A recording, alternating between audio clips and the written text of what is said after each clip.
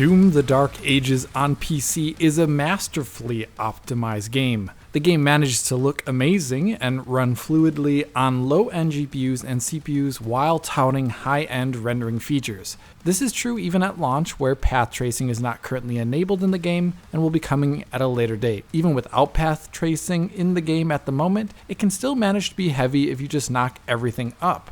So optimized settings still are a must for the low-end and older GPUs that are out there. Starting with the user experience of the port, I really have to emphasize how smooth the experience is in this game. Doom suffers from zero traversal hitches and zero shader compilation hitches in gameplay. For this video, I purposely did not play the game extensively on high-end kit and instead opted to play on a Ryzen 5 3600 and an RTX 4060. So all the footage you see in this video comes from playing on a low-end GPU. Playing the game there with the settings cranked at 1440p DLSS4 quality mode, the game manages to be GPU limited the entire time I played it, regardless of the gameplay scenario, and over the course of the game's first 6 hours. Big demon fights played without a hitch, and large world traversal on the Dragon was also without a hitch, and on foot, also stutter-free. The only thing getting in the way of a perfect 60 really was the GPU, which I was using here at max settings for my playthrough as I was trying to find out those areas of the game that were more GPU limited than others, to try and find optimized settings. The gist is that there are no hitches and frame time spikes in gameplay here, and 60 FPS is easily achievable even while the game is running on a 6-year-old 6-core Zen 2 CPU and while the game is utilizing RTGI and RT reflections. This is atypical CPU performance to say the least, and a big part of the smoothness in Doom: The Dark Ages is due to its lack of shader compilation stutter. No matter what new object you see, effect, or area, there will never be an associated shader compilation hitch. This is true in spite of the fact that there is no lengthy shader pre-compilation sequence. If anything, this game loads faster than almost any other AAA game I've ever played on PC, with each full load between chapters or from the menu being at max 4 seconds long on the Ryzen 5 3600 with a 3.5GB per second NVMe drive. On higher end kit, this is reduced by half, just to 2 seconds on a Gen 4 NVMe and a 9800 X3D. id Tech has always done shader compilation correctly on PC in the best way possible. And this time around, we're also getting a game that is incredibly fluid while loading in and out of gameplay, even on old CPUs. The core experience then in the end is a smooth, fluid frame time, quick loading, and an ease of play that other AAA games seldom manage to have, especially those using ray tracing. So the smoothness in this game gets the highest praise I can really give it at DF, which I consider impressive as I'm particularly critical regarding this aspect in PC gaming. The menus and settings, on the other hand, though, are just good, not exactly exemplary. Navigating the menus is well done, at least, with full keyboard and mouse controls there, and when you adjust a setting, the game remembers where you were in the menu so that when you return to it later, you can start adjusting again really quickly. This is great for quick tweaking and changes, but other aspects of the menu are less positive. For one, you might be a bit hard-pressed at launch here to figure out the difference between the actual levels of quality. The game scales each setting from low to ultra nightmare if the setting is on, so that is 6 quality levels in total, and even when arrayed right next to each other or toggled back and forth, I think many people would have an extremely challenging time telling what the differences are between these quality levels. Some of this has to do with the fact that the difference between quality for some settings is indeed hard to spot, like it is with volumetric quality, where due to temporal integration, the difference between the settings is actually best measured in the effect on frame time or on frame rate, and not based on the visuals, which will look pretty much the same. But at times the reason for the similarity between the settings is because the game has currently not launched with path tracing. So upper settings beyond high are actually not implemented yet. That means settings from high to ultra nightmare will look and run exactly the same, and ultra nightmare and ultra nightmare presets will be presumably utilized at a later date for the path tracing functions. This is obvious with the reflection quality, for example.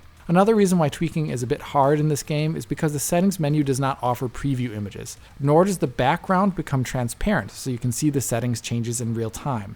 There is a blank spot in the menu on the right hand side under the settings description that goes unused here and really would be perfect area to add in comparison images or make transparent to allow for real-time visual feedback for a settings tweak. I would like to see this added in a patch if possible. There are some other things in here that I like and dislike. I like that all the settings can be changed with no restarts, and I have not encountered any bugs or performance problems while tweaking settings, and I've done it hundreds of times now. I also like the amount of scalars that it is shipped with. DLSS, XeSS, FSR, and its own TAA. And this is one of the few games that ships with DLSS 4 transformer model on by default. This is great as DLSS 4 in this game gives an especially crisp image quality and a lack of ghosting that the other upscalers struggle to match, especially FSR 3 and TAA. In my opinion, if you have a modern Radeon card, use XeSS in this title until FSR 4 works more completely with Vulkan. One thing that I dislike though with the upscalers is that they cannot be combined with dynamic resolution scaling.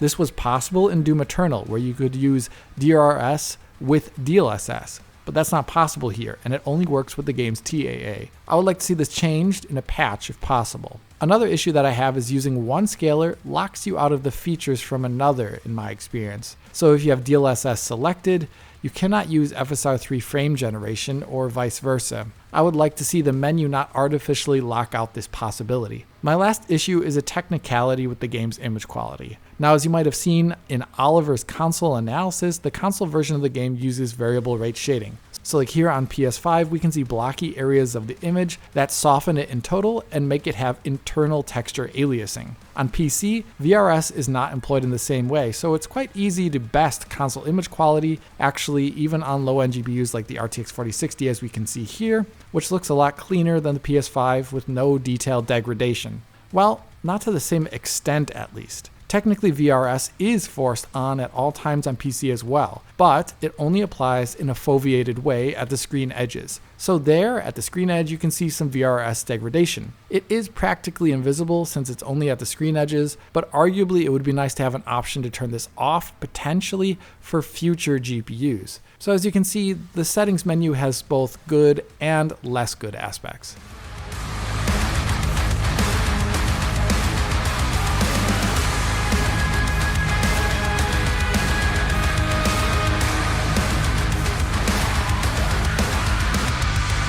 Now getting into optimized settings, I want to stress a number of factors going into their development here for this video. For one, this video is focusing on the standard options in the game as they are at launch and not covering the path tracing which is coming later. The settings may change by that time. As a result, I will only give out recommendations for some settings above high, as I think settings above high for many presets will change once the path tracing is in game. I want these optimized settings to last into the future and not become immediately confusing once the path tracing is in the engine. Another thing to give context to my optimized settings is that I'm not going to target native resolution rendering with TAA. Given this game's performance profile, I am targeting optimized settings to get a PS5-like performance on an RTX 4060, for example. On console, they scale the res pretty much the entire time you're playing the game rather intensely, and native res 1440p is just far too much in so many of the game's scenes. We're going to need image scaling here, and that is not a bad thing at all, of course, as we're going to get good image quality in the end. And obviously, if you don't want to use image quality upscalers, you can just use native, of course, and suffer the lower frame rate while still utilizing my settings recommendations.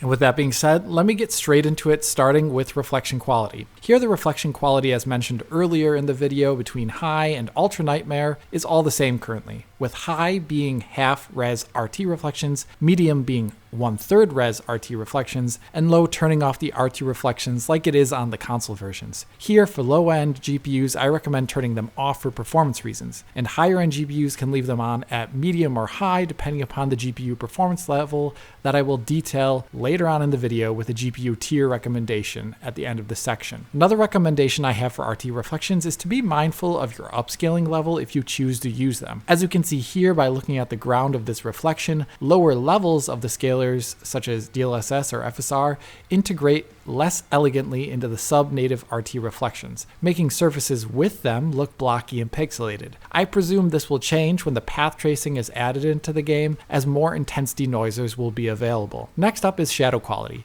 Here the settings controls shadow resolution with high being the current visible max, and with medium and low degrading shadow quality for slight upticks in performance. Here low-end GPUs need all they can get, and I recommend low for the low end. After this, we have light quality. This culls point lights at a distance, removing them completely until you get closer to the light source. In this scene here, we can see more lights culled the lower the setting is below high. In my testing, high and ultra nightmare look and perform the same pre-path tracing integration. Here I think light popping is distracting and performance is not worth the slight bump you get to it when you put everything to low. So here I recommend the high setting as of the current version of the game. After lights, we have particles, and I've really struggled to find out what this difference is in practice. With particle resolution, it looks the same across the presets. Particle density also really looks the same across the presets. I did measure a slight increase into performance when going down to nightmare from ultra nightmare, so I'm just going to recommend that for optimized settings. Decal quality is likewise in the realm of what does this do? I'm just going to recommend Ultra Nightmare here, as if it does affect the decals of shooting guns or decals on characters being shot, I think it is nice to leave such gameplay-based visuals at their highest quality. Water quality, though, is one where I think people would have had a hard time finding out what it does. Just looking at early game water puddles, it was possible to see that each tick down of the setting could meaningfully affect performance, with a 7% performance increase between low and Ultra Nightmare in this scene here. But the visual difference is elusive. If you just look at the surface deformation between the lowest and the highest, well, you would see that this setting is not affecting the quality of that. Only when I got to Chapter 6 with its large flowing water bodies was the difference more readily discernible. Here the higher settings increase the amount of parallax and detail in the foaming simulation on the water surface, making it look more 3D at a frame rate expense. With the water in full view taking up most of the screen, the high setting scarcely looks different than Ultra Nightmare while running nearly 10% better, and low looks 2D in comparison while running 16% better than the max. For higher end GPUs, I will recommend high here, while lower end ones should use the low quality, as water foam is not so important when combat fluidity is our priority here. After water, there's volumetric quality, and as I mentioned here in the video's intro, it is pretty hard to see the difference between the quality levels. When the volumetrics move, it is kind of possible to see that the higher settings have slightly less breakup, but it is a very small difference. Here I recommend lower end GPUs definitely take the 3% or so performance improvement and go with low here.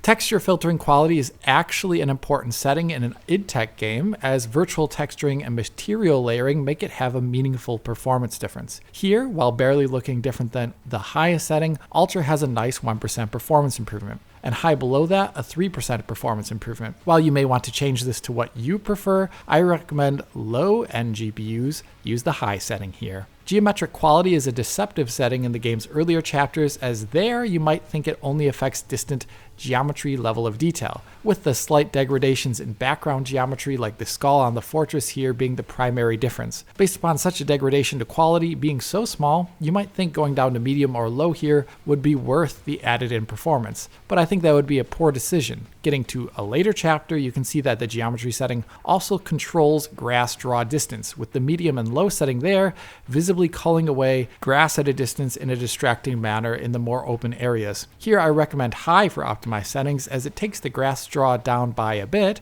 but not in a distracting way while still helping GPU performance. Shading quality does multiple things perhaps, but I found it more particularly reducing the amount of samples found in the game's parallax occlusion mapping. Here, the lower the setting gets, there's going to be slightly less depth seen in the textures, with the low setting turning off all semblance of parallax. Here I recommend the lowest end GPUs keep this to medium to get some level of parallax in the textures, but still saving performance over the more decadent higher tier levels. And the last standard setting to adjust is screen space directional occlusion, or SSDO. Here turning the setting to off shows you what it does. It adds in shadows from unshadowed light sources or in areas indirectly lit by the game's RTGI. It has a big effect on visual quality, but the difference between low and Ultra Nightmare is near imperceptible, I would argue. Perhaps this setting will find more use above high when path tracing is in the game. But for now, I recommend the lowest end GPUs just use the low setting. And with that, we have our list of optimized settings, but with me having split it up into different tiers. The lowest end RT capable GPUs should use my low settings, which sacrifice minor detail and RT reflections for pure speed. GPUs that are roughly 25 to 30% faster than those, like your RTX 3070 or 2080 Ti, should use that extra grunt they have to enable RT reflections reflections in a slightly compromised form, as the RT reflections do add to the game experience here in a meaningful way. Higher end GPUs like the RTX 4070 could just essentially run the game maxed out, but here I recommend dropping some settings in a minor way that will have little visual impact but still increase performance in a way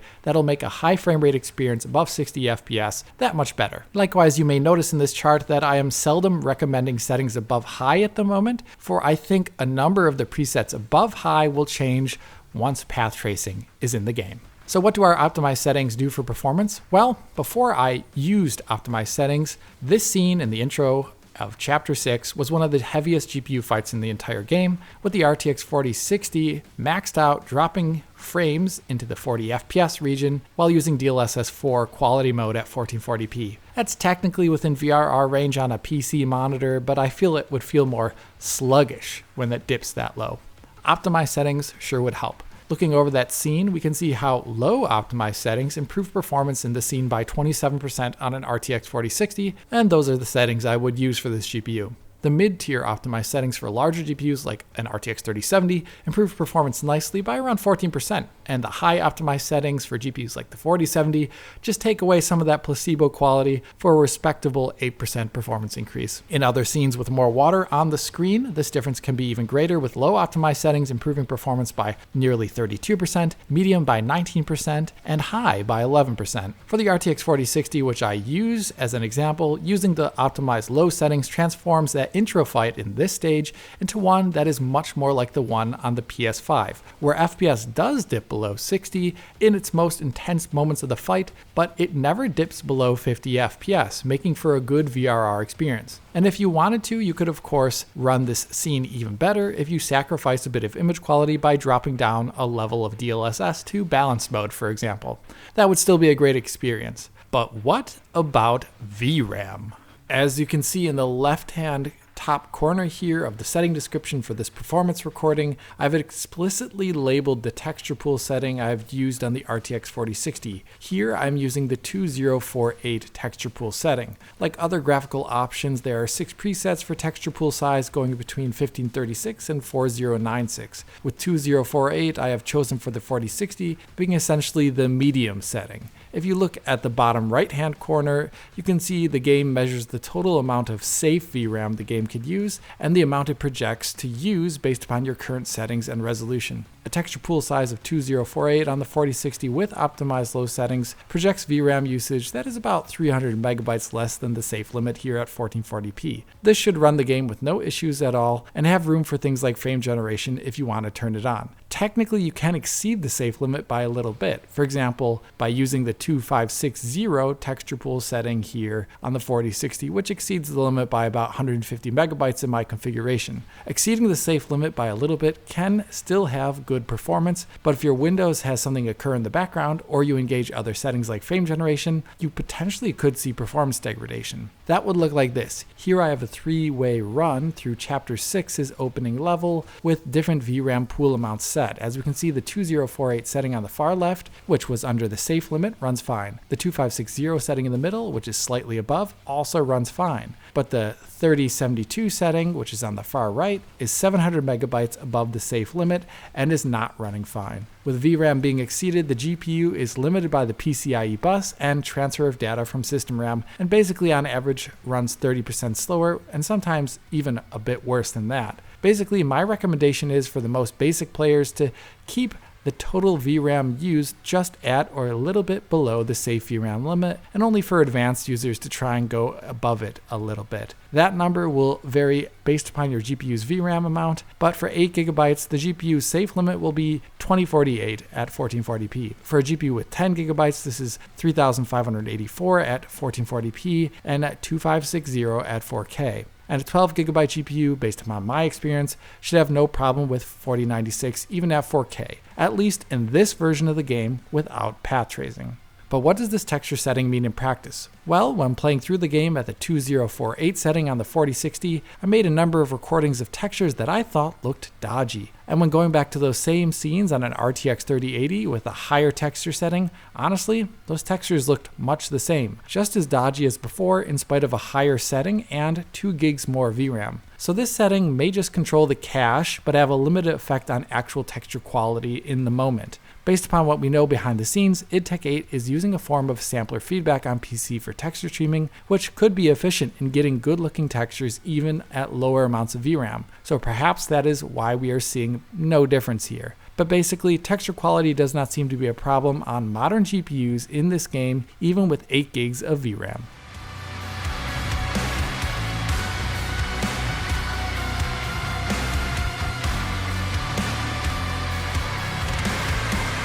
Getting to the end of this video, I think it is obvious that Doom: The Dark Ages is a fantastically optimized game on PC. Sure, some things could change in the settings menu, but when it comes to it, the game performs well even on low-end kit, and that is what matters most. Now, I'm looking forward to see how the game scales higher when its path tracing is released, which hopefully happens sooner rather than later.